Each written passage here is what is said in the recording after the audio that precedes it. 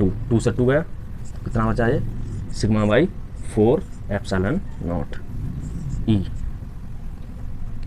ये आ गया हमारा आंसर। तो electric field due to semi hollow spherical shell, ये सेमी होलो स्फेरिकल सेल है, इसकी वजह से मैं इलेक्ट्रिक फील्ड फाइंड करना था सेंटर पे यहाँ पे। इसकी वजह से हमने क्या किया, थीटा पे जाके डी थीटा का हमने एक एलिमेंट कट किया, वो रिंग टाइप का एलिमेंट कट किया। अब उसकी हम रेडियस कैसे लिखेंगे, आर, ये आर है तो आर का कॉस कंपोनेंट ही तो रेडियस होगी इसकी, वो आर कॉस थीटा, और ये वाली डिस्टेंस कितनी हो जाएगी जहाँ पे हमने रिंग कट किया, आर साइन थीटा। रिंग की वजह से हम लिखना जानते हैं डी, हमने वो लिख लिया यहाँ पे डी क्यू हमने लिख लिया, यहाँ से डी क्यू कितना आ गया, सिग्मा क्लियरली दिख रहा है 2 pi R cos theta into R D theta. हमने लिख के क्यू, ये वाला क्यू है यहाँ से लेके यहाँ तक, ये डी क्यू है,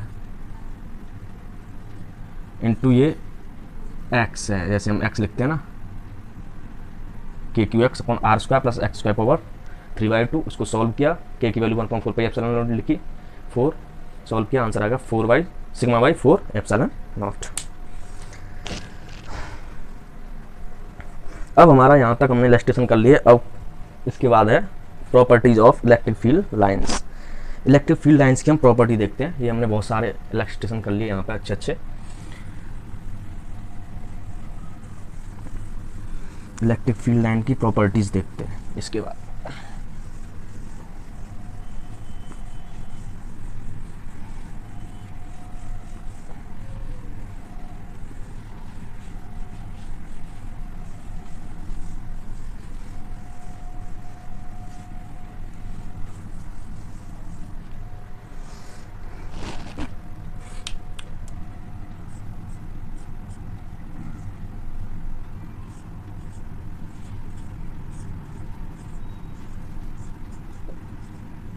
Properties of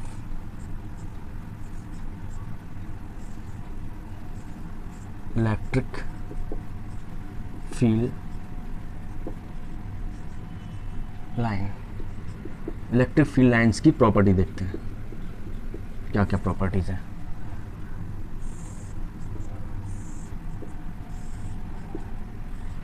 नंबर फर्स्ट, मैंने पहले भी वो डायग्राम बनाया था, देखो जो क्यू पॉजिटिव क्यू चार्ज क्या होता है, वो क्या करता है, इस क्यू चार्ज पे क्या है, इलेक्ट्रिक फील्ड लाइन जो है इस तरह से होती है बाहर की तरफ, ऐसे बाहर की तरफ होती हैं, और माइनस क्यू चार्ज पे क्या होती हैं, टर्मिनेट करती हैं। ये माइनस क्यू है, इस पर टर्मिनेट करती है। तो पहली प्रॉपर्टी हमारी यही है, electric field lines originate from plus Q, लिख लेते हैं पहली प्रॉपर्टी हमारी।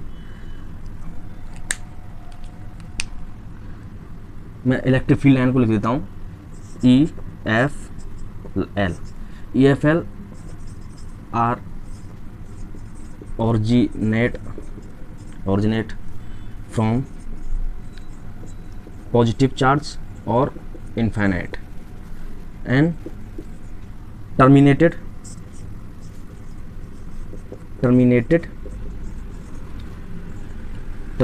टू माइनस और इनफाइनाइट। यही हमारी पहली प्रॉपर्टी है, electric field line are originate from positive charge और infinite and terminated to minus charge और इनफाइनाइट। ये हमारी पहली प्रॉपर्टी है। नंबर 2 क्या है, tangent on any electric field line gives us the direction of electric field या और force। ये हमारी दूसरी प्रॉपर्टी है। अगर हम किसी इलेक्ट्रिक फील्ड लाइन पर टेंजेंट ड्रॉ करते हैं तो वो हमें क्या देगा, वो जो है हमें इलेक्ट्रिक फील्ड किधर है उसकी डायरेक्शन देगा, और इलेक्ट्रोस्टैटिक फोर्स किधर है उसकी भी डायरेक्शन देगा। तो यहाँ पर लिख लेते हैं,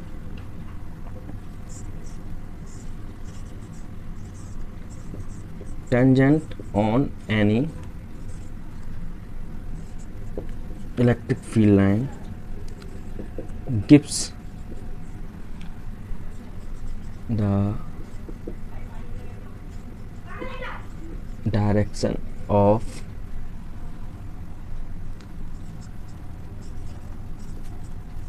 electric field and force,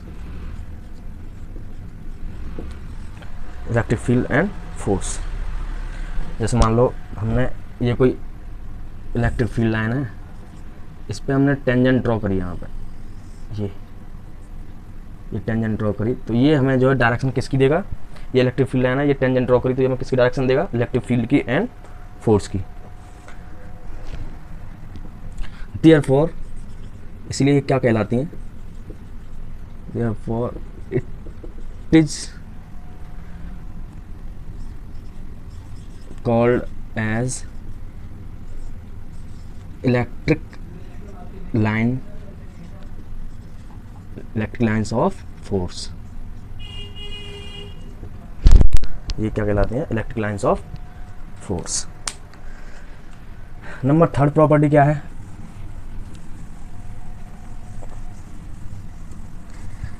third property है हमारी,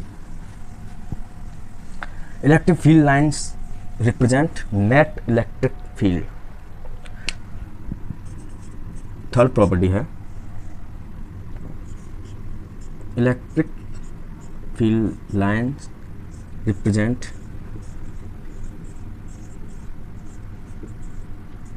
नेट इलेक्ट्रिक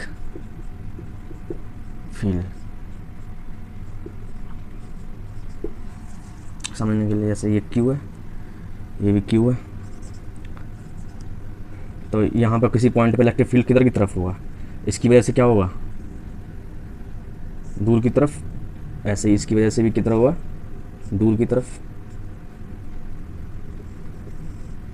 लेकिन इनका नेट इलेक्ट्रिक फील्ड किधर होगा, E1 E2, इनका नेट हम निकालते हैं ना, तो हमें नेट इलेक्ट्रिक फील्ड देता है। Electric field represent net electric field, ये net E net E net. Number 4, कोई भी दो इलेक्ट्रिक फील्ड लाइंस जो है आपस में कट नहीं कर सकती। No two electric field lines cut together because at the intersection point, जहाँ पर वो कट करेंगी वहाँ पर क्या होगा, टेंजेंट की डायरेक्शन में दो आएंगी, यानी कि वहाँ पर डायरेक्शन ऑफ टेंजेंट दो आएंगी, जिससे क्या हमें दो डायरेक्शन मिलेंगे इलेक्ट्रिक फील्ड की, जो कि पॉसिबल नहीं है। Two electric field lines never intersect because at intersection point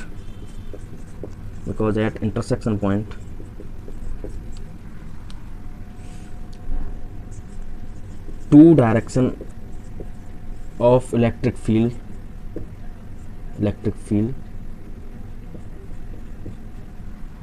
not possible।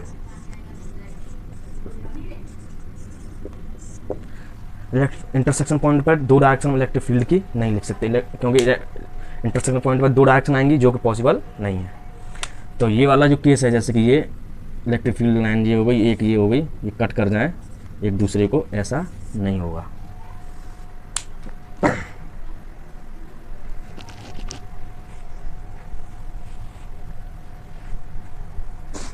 पांचवी अपनी प्रॉपर्टी है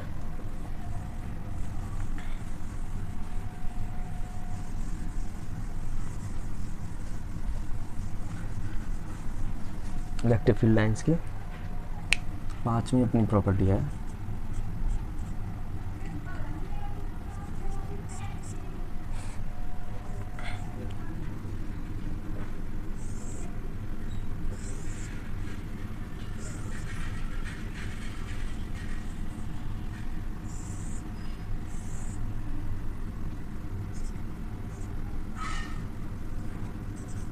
ए, यहाँ पे B. if density of electric field line is high then the intensity is also high, या वाइस वर्सा भी कह सकते हैं। तो हमारी ये नेक्स्ट प्रॉपर्टी यही है, इफ डेंसिटी, यहाँ पर डेंसिटी ज़्यादा है तो इंटेंसिटी भी ज़्यादा है ए पे। If density of electric field line is high then intensity is also high, या वाइस वर्सा, उल्टा भी हम कह सकते हैं। और इंटेंसिटी हाई है तो वहाँ पर डेंसिटी भी हाई होगी। नंबर 6 प्रॉपर्टी क्या है? नंबर 6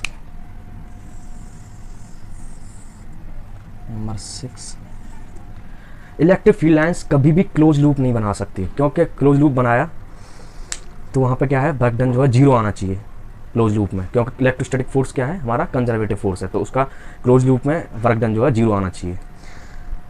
तो यहाँ पे जो है electric field lines never make close loop.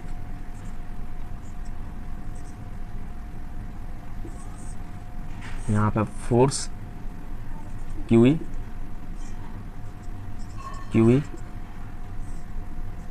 QE, तो यहाँ पे वर्क डन जो है क्यूई इंटू 2πr नहीं हो सकता, ये जीरो आना चाहिए।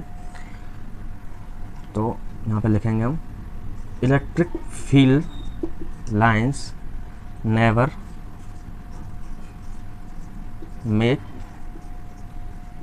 मेक्स क्लोज्ड लूप because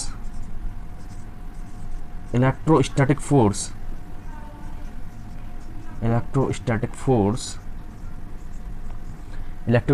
क्या है, is a conservative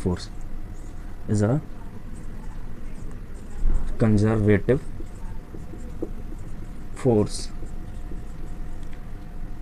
so work done should be zero. Work done क्या आना चाहिए, जीरो।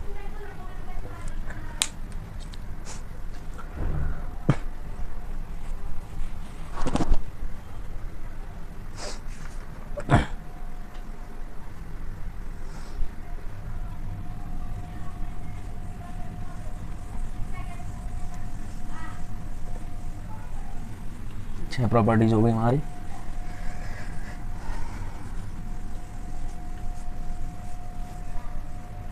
एक लास्ट और बची है साथ, वो भी देख लेते हैं।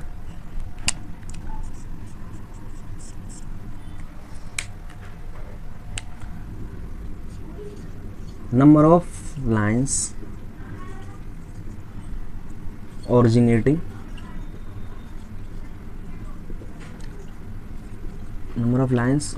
or terminating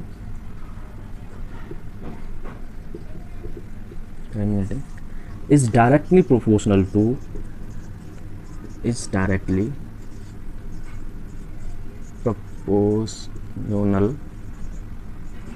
magnitude of charge. Charge का कितना मैग्नीट्यूड है उस पर डिपेंड करता है कि कितनी लाइन ऑरिजिनेट होंगी और कितनी टर्मिनेट होंगी। Directly proportional to magnitude of charge. ठीक, तो ये थी हमारी property of electric field line. Same ऐसी प्रॉपर्टी हमारी आएंगी मैग्नेटिक फील्ड लाइन की, अब आज से कम 2 महीने बाद, मान लो, हाँ 2 मंथ लेटर, उसमें भी यही वाली प्रॉपर्टी, कुछ उसमें और ऐड हो जाती हैं थोड़ी सी और इसी टाइप से। अब हम थोड़ा सा स्टैंडर्ड डायग्राम देख लेते हैं एक दो।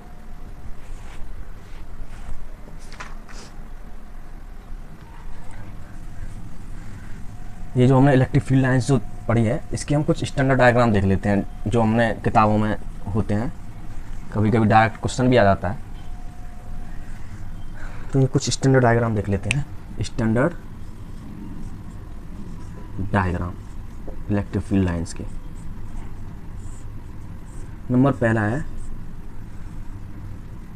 Uniform electric field. Uniform electric field को हम कैसे डिनोट करते हैं? यूनिफॉर्म इलेक्ट्रिक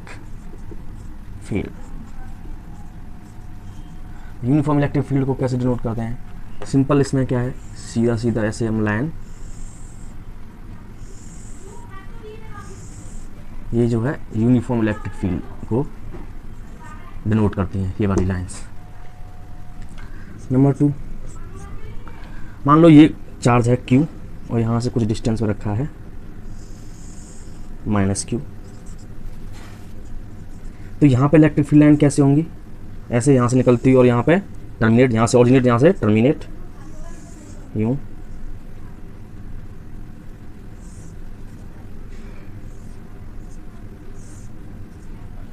यहाँ से ओरिजिनेट होंगी, यहाँ पे टर्मिनेट होंगी।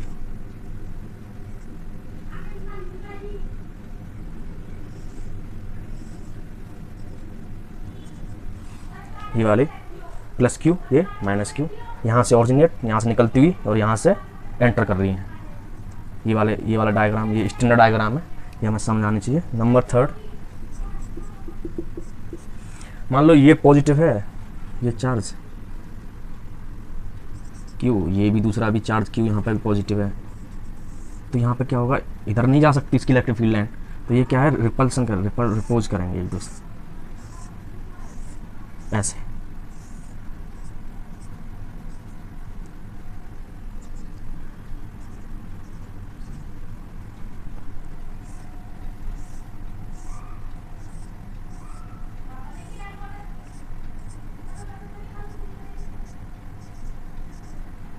ये प्लस क्यू है, ये भी प्लस क्यू है।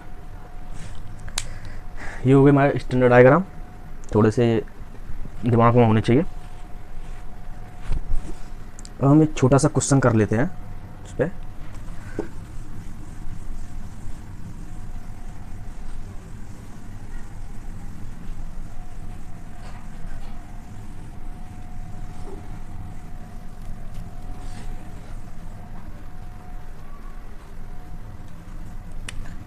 ये छोटा सा क्वेश्चन है,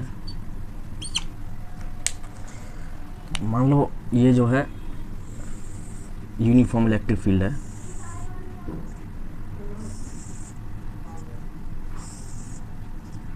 यहाँ पर चार्ज क्या है, कोई Q, मास M, और ये E। अब यहाँ से टाइम t के बाद ये चार्ज जो है यहाँ पर फोर्स लगेगा इस पर, तो यहाँ पहुँच गया, इसकी वेलोसिटी हो गई v, हमें v ही फाइंड करना है। ये चार्ज समझ आया, Q, मास M, टाइम t के बाद में ये यहाँ पे पहुँच जाएगा, तो ये टाइम t के बाद में इसकी वेलोसिटी कितनी है, फाइंड वेलोसिटी, फाइंड v, पहले यहाँ पे ये रेस्ट में था, find v after time t। Charge की हमें v फाइंड करनी है, सिंपल है, इसमें कुछ नहीं करना है। इलेक्ट्रिक फील्ड कांस्टेंट है, यूनिफॉर्म इलेक्ट्रिक फील्ड है, तो इस पर इस पर फोर्स कितना लगेगा चार्ज पे, F बराबर क्यू ई, एक्सेलरेशन कितना हो जाएगा, Q E by M. Constant होगा, ये भी सारा चीज़ कांस्टेंट है इसमें। कांस्टेंट इलेक्ट्रिक फील्ड का हमने तो फॉर्मूला पढ़ा है, V बराबर U plus A T, you plus A T. अब U तो जीरो था, इनिशियल वेलोसिटी जीरो है यहाँ पे, तो V बराबर कितना होगा, ए की वैल्यू रख दो सीधा, Q E by M into T. यही अपना आंसर है, सिंपल, कुछ नहीं था इसमें। वेलोसिटी आफ्टर टी टाइम कितना होगा, Q E by M into T. अब एक चीज़ और समझ लो यहाँ पे, जैसे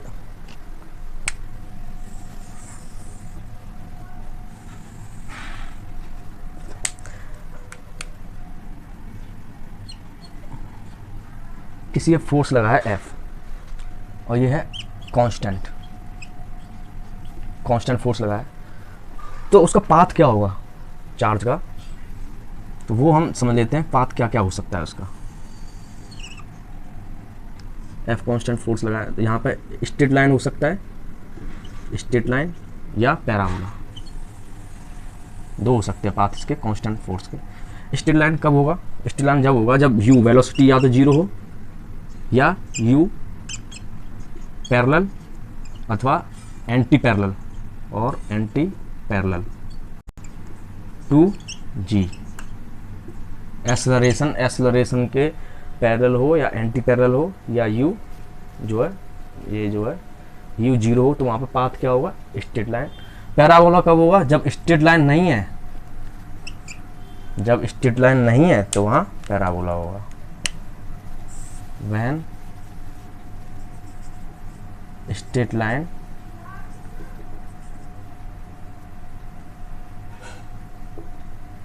not, जब स्ट्रेट लाइन नहीं है तो वहाँ पैराबोला होगा। ये हो गया। अब एक क्वेश्चन बताओ मुझे, अच्छा क्वेश्चन है, बढ़िया क्वेश्चन है। मान लो ये इलेक्ट्रिक फील्ड लाइन है नीचे की तरफ, कांस्टेंट इलेक्ट्रिक फील्ड लाइन,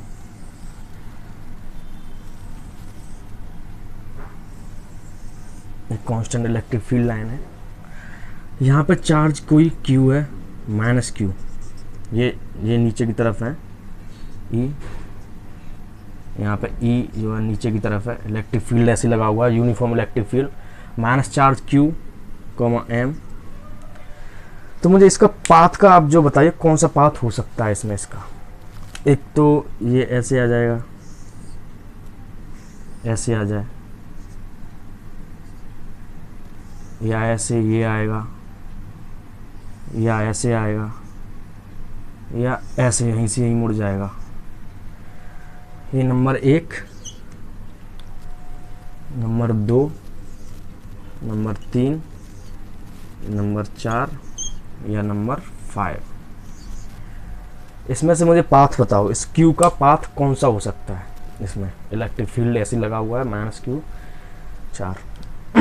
थोड़ा सा दिमाग लगाओ, थोड़ा सा सोचना है बस, कुछ नहीं करना है इसमें। कौन सा पाथ हो सकता है।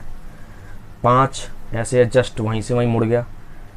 ये थोड़ा सा यहाँ पे वेलोसिटी है u वेलोसिटी, यहाँ पे ये u वेलोसिटी से जा रहा था, u थोड़ा सा चला फिर यहाँ मुड़ गया, या फिर ऐसे जाएगा या ऐसे जाएगा, 1 पे जाएगा या 2, पाथ कौन सा जा सकता है। तो इसमें जो है पाथ जो है ना तो ये होगा, क्योंकि ये नेगेटिव चार्ज है तो इस पर फोर्स तो अपोजिट डायरेक्शन में लगेगा, ऊपर की तरफ लगेगा, इसकी डायरेक्शन तो लग ही नहीं सकता, तो नीचे तो आ ही नहीं सकता। तो इसमें से 3, 4 और 5, ये तो 1, 2 और 3 ये वाले पाथ तो हो ही नहीं सकते, ये वाले तो हो ही नहीं सकते।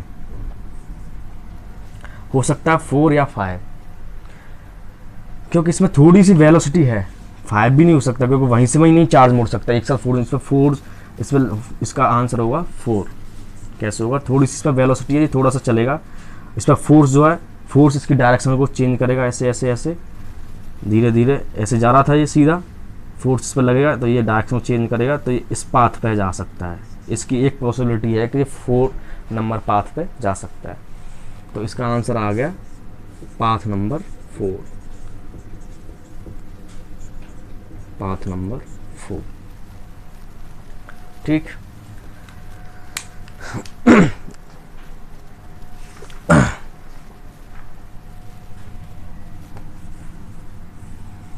एक क्वेश्चन और करो, बहुत ही फेवरेट है आपका, भी हो गया होगा अब तक। तो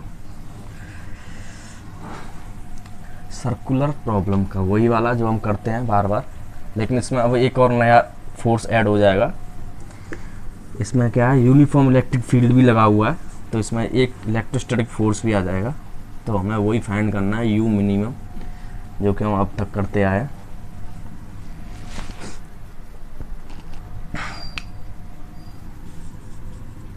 क्वेश्चन नंबर 3,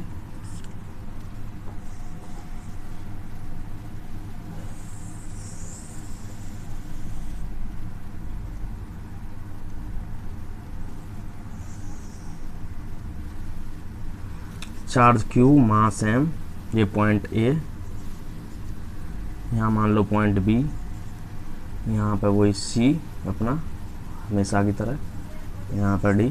अब क्या है, इसमें एक इलेक्ट्रिक फील्ड और लगा हुआ है, यूनिफॉर्म इलेक्ट्रिक फील्ड, ऐसे यूनिफॉर्म इलेक्ट्रिक फील्ड और लगा हुआ है।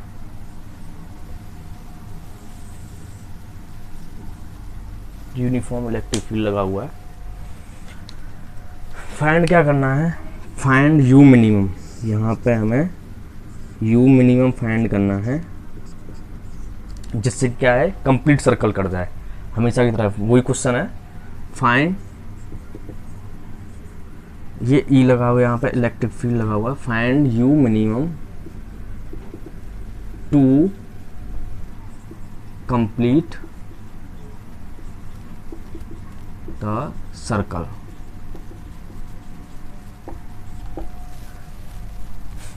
एक ही कंसेप्ट है हमारा, जानते हैं कंप्लीट सर्कल करने के लिए क्या होना चाहिए, टेंशन एट सी, सी पे जो टेंशन है वो ग्रेटर देन और इक्वल टू 0 होना चाहिए।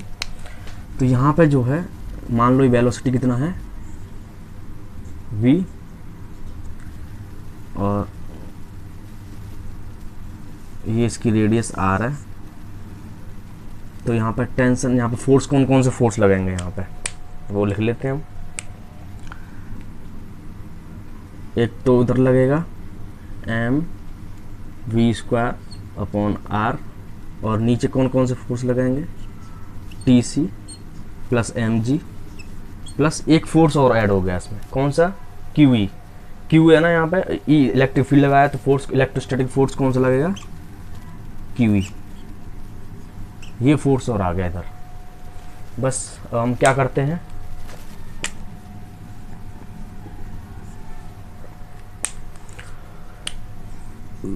फॉर कंप्लीट सर्कल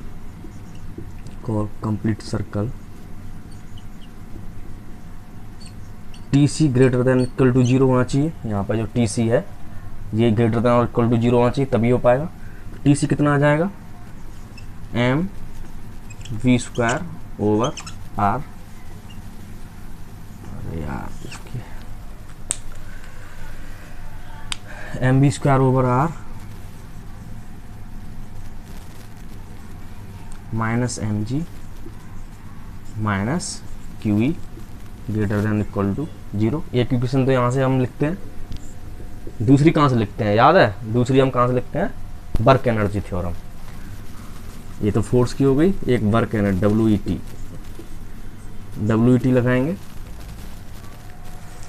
तो वर्क डन किस किस के हैं यहाँ पे, work done due to tension plus work done due to mg plus work done due to QE। अब एक और फोर्स आ गया QE, इसकी वजह से इक्वल टू कितना होता है, change in kinetic energy half m v² minus half m u minimum whole square, यही होता है। टेंशन की वजह से वर्क डन कितना हो जाएगा, टेंशन की वजह से 0 हो जाएगा, क्योंकि हमेशा ये परपेंडिकुलर है इसके, यहाँ पर T लगा हुआ है और डिस्प्लेसमेंट किधर हो रहा है इधर, तो हमेशा जो क्या है ये तो 0 हो जाएगा। हाँ जी, mg की वजह से आएगा फोर्स, वो वर्क डन। mg कितना हो गया, यहाँ से लेके यहाँ तक जाने में ये डिस्टेंस हो गया 2r डिस्प्लेसमेंट, और mg कितना गया तो माइनस mg इंटू 2r, ऐसे QE माइनस QE, ये भी कांस्टेंट फोर्स है, इंटू 2r बराबर half m v² minus half m u minimum square. अब हम क्या करेंगे, ये वाली 2 इक्वेशन से mv² की वैल्यू यहाँ पुट करेंगे। From equation 1 put the value of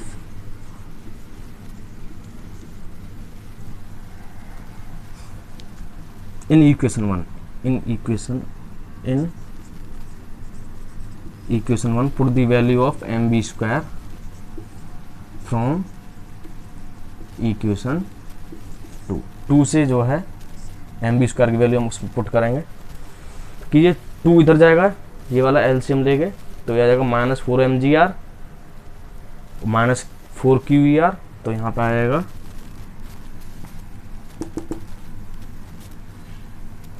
और ये कितना आएगा mu² आएगा, तो mu² minus 4mgr minus 4qer upon r minus mg minus QE greater than और इक्वल टू 0। यहाँ से हमें ये है u मिनिमम, यही निकालना है हमें। इसको सॉल्व करेंगे एलसीएम लेके इधर, तो यहाँ से u मिनिमम आएगा सॉल्व करके √5r into g plus QE by m। ये आ गया हमारा u मिनिमम।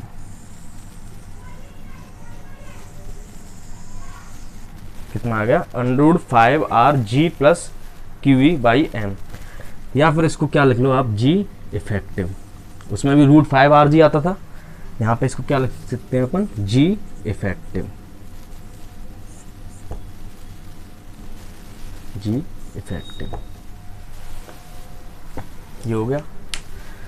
तो हमें कितना मिनिमम वैल्यू चाहिए कंप्लीट सर्कल करने के लिए, इस वाले मिनिमम √5rg + qv/m। एक क्वेश्चन और कर लेते हैं, आज का लास्ट क्वेश्चन होगा वो, बहुत ही बढ़िया क्वेश्चन है वो भी, वो और देख लेते हैं आज के लेक्चर का।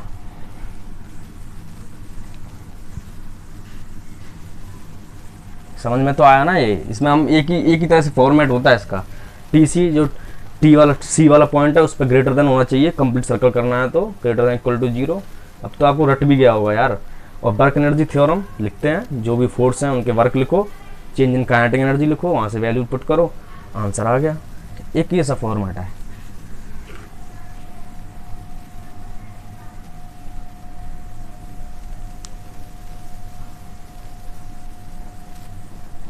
लास्ट क्वेश्चन है आज का,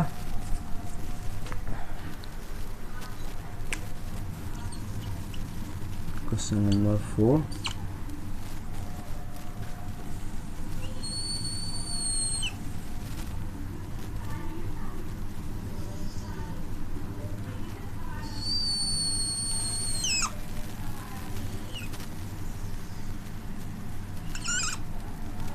मान लो ये इलेक्ट्रिक फील्ड लगा हुआ है इसमें, वो यूनिफॉर्म इलेक्ट्रिक फील्ड इस तरह से दिया है हमें।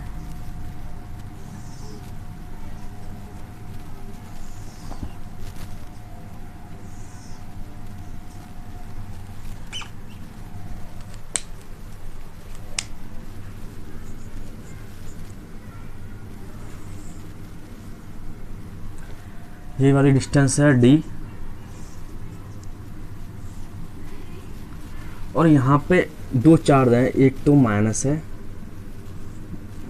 इलेक्ट्रॉन, एक प्रोटॉन है प्लस ई, यहाँ से x डिस्टेंस पे,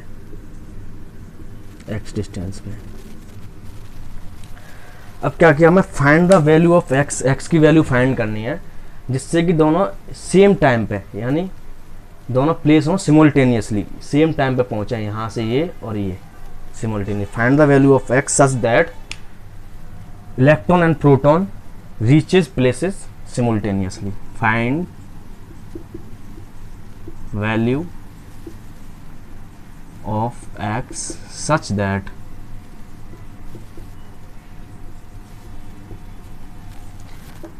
इलेक्ट्रॉन एंड प्रोटॉन, मान लो इनके इलेक्ट्रॉन प्रोटॉन के मास कितने हैं, me और mp है, प्रोटॉन का मास है।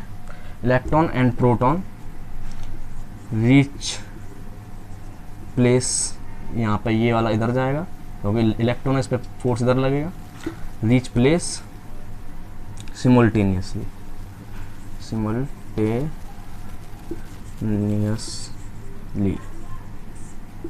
ठीक। अब देखो इलेक्ट्रॉन है, मैं इसके दो मेथड बताऊंगा। ये इलेक्ट्रॉन है, इस पर तो फोर्स इधर लगेगा, कितना फोर्स लगेगा, ई, और ये वाला जो है इस पर फोर्स इधर लगेगा, ई, है ना, चार्ज। तो इस पर जो है एक्सेलरेशन कितना होगा, ई बाई एम, और ये कितना हो जाएगा, ई बाई एम पी। तो x डिस्टेंस ये चला प्रोटॉन के लिए,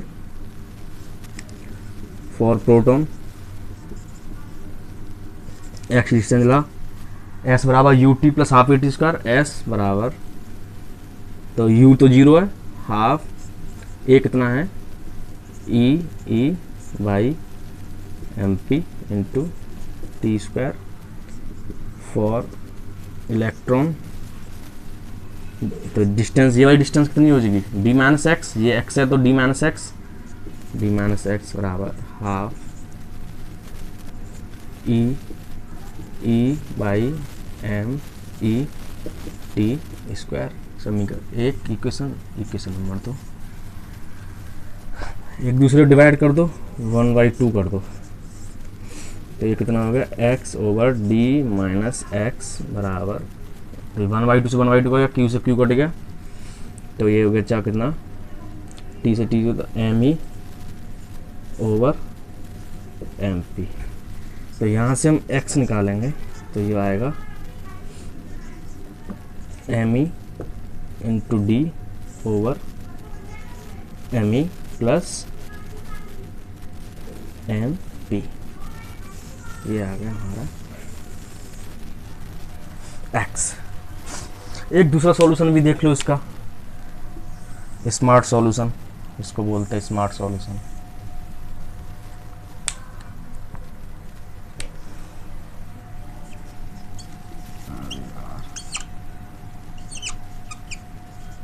स्मार्ट सॉल्यूशन। अब बहुत से बच्चों ने जो 11th में अगर सेंटर ऑफ मास सही से पढ़ा हुआ तो वो समझ जाएगा। देखो इन पे फोर्स जो सेम लगा हुआ है दोनों पे अपोजिट डायरेक्शन में, इस पे भी फोर्स QV/MP और ये फोर्स सेम है, QV फोर्स लगा हुआ है, QV फोर्स लगा हुआ है ना, चार्ज तो इन पे सेम है ना। तो F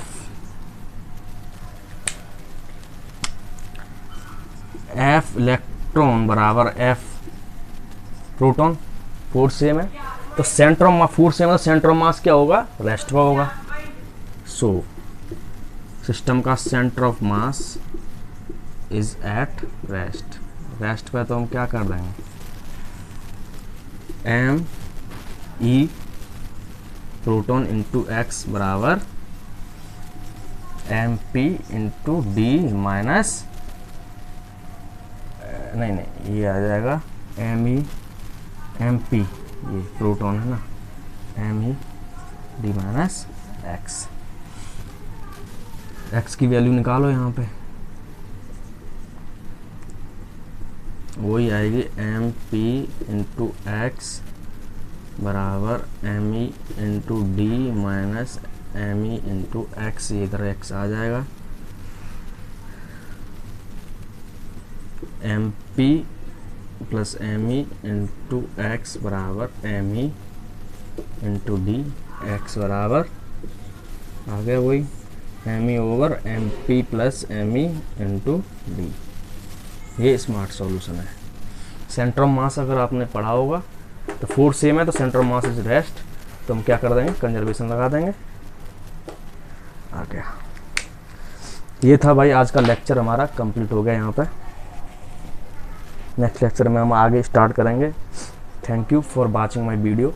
अगर आपको मेरा पढ़ाना पसंद आ रहा हो तो प्लीज़ लाइक करें, शेयर करें, सब्सक्राइब करें मेरे चैनल को, और अपने जो फ्रेंड हैं उनको ज़रूर शेयर करें, उनसे उनकी भी हेल्प हो। Thank you.